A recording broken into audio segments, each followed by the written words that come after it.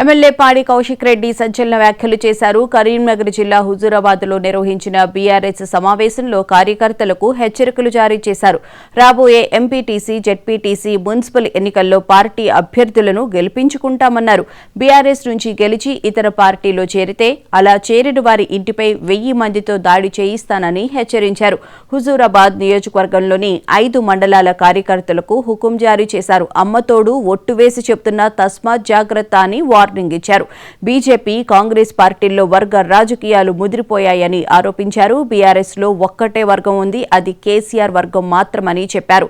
తన గెలుపు కోసం కార్యకర్తలు పనిచేశారని, వచ్చే ఎన్నికల అభ్యర్థుల గెలుపు కోసం తాను పనిచేస్తానని కౌశిక్ రెడ్డి వెల్లడించారు.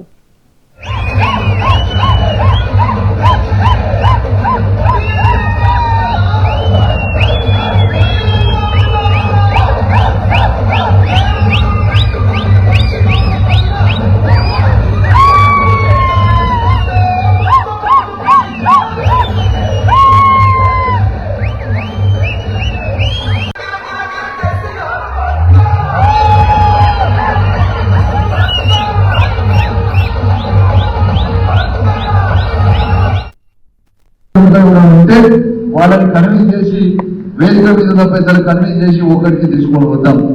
నేను మీకు మాత్రం సీరియస్ గా చెప్తా ఉన్నా, ఎన్నికలు మాత్రం చాలా సీరియస్ గా తీసుకోవాల్సిన అవసరం ఉన్నది. చాలా మంది కొత్త పుస్తకాల ఎన్నికల్లో వస్తుంటారు, పోతుంటారు.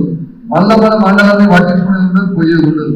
కాబట్టి ఆ కొత్త పుస్తకాలను మనం పట్టించుకోవాల్సిన అవసరమే లేదు అనేది కూడా మీ అందరూ కూడా గుర్తుపెట్టుకోవాలి. ఇలా కాంగ్రెస్ పార్టీలో 2 గ్రూపులు ఉన్నాయి, తన్నుకుంటున్నారు. బీజేపీ పార్టీలో 2 గ్రూపులు ఉన్నాయి, తన్నుకుంటున్నారు.